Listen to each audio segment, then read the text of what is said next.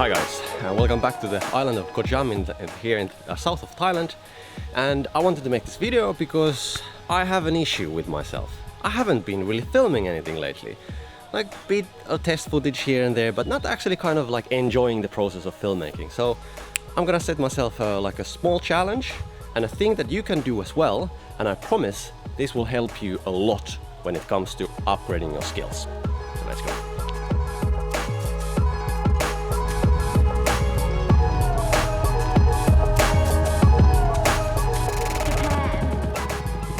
So here we are at the party, and it's actually quite a big party.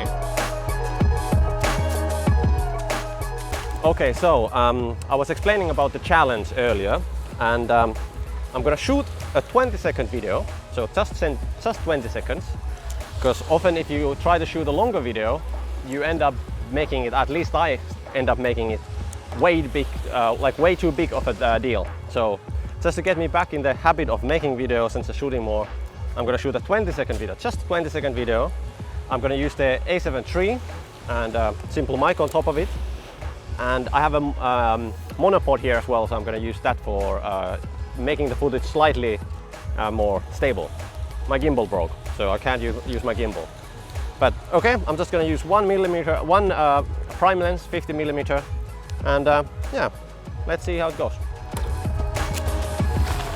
There's a bit more challenges, a bit more constraints to this challenge of mine. I'm gonna shoot just 3 different types of shots. I'm gonna shoot orientating shots that I see kind of like a wide view of what's going on. Then I'm gonna shoot detailed shots, so very small details to kind of give depth and meaning to the film. And then I'm gonna shoot a third kind of shots, which are kind of quick movements that I can use as transitions or just interesting abstract visual, like additional transitions in the video. And I'm gonna give myself 15 minutes to do that for now, just limiting myself as much as I can, because I'm a perfectionist. If I don't have limits, I'll just do it forever. So the first thing that I think, it's like I want to show like an orientating, like wide shot of this beach. So now I'm just gonna get some details of the beach. So like the kids, some like small details to give more depth to the video. คุณทำอะไร คุณทำอะไร เขียน เขียนไหม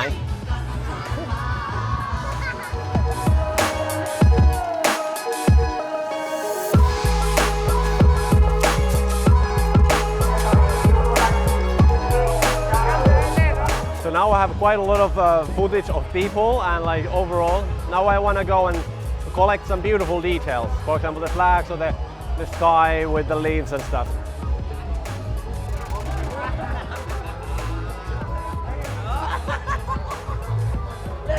One more shot, okay. That was 15 minutes, right? Okay, good. Now I need to take a drink. Okay, I think one done. I have to admit, 15 minutes feels so short, and I'm not sure if I was able to make anything decent, but I guess part of this challenge is to kind of do it and then learn from your success and from your failure as well. But now I really need to have some hydration.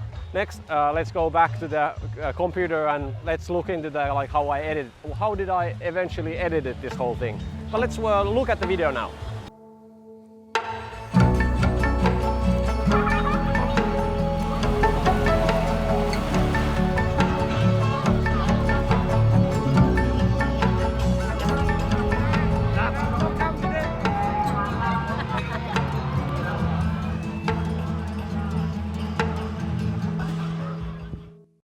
Okay, that was 20 seconds. It's very short time, and I guess that's the whole point of this challenge.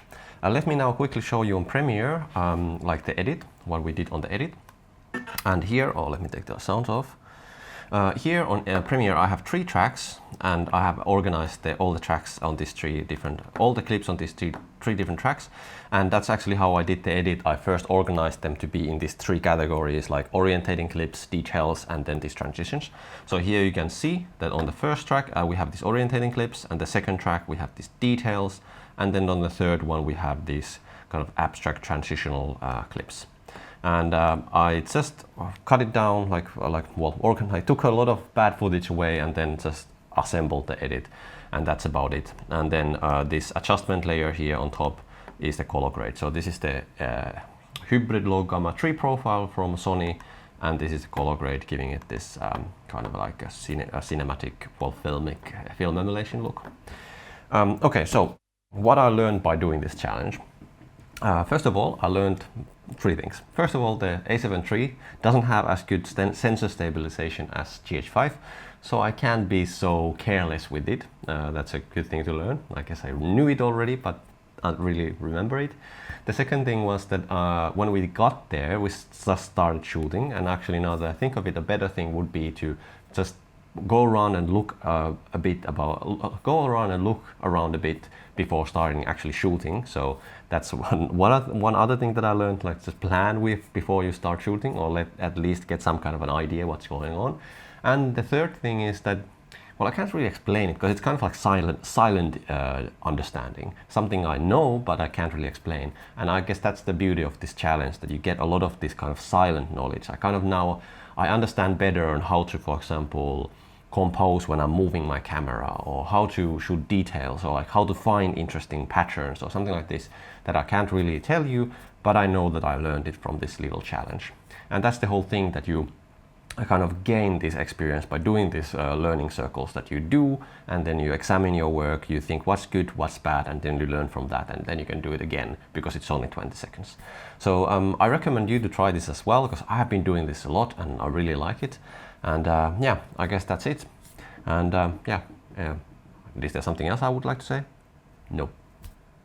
No. Okay, so it's the end of the video. Bye.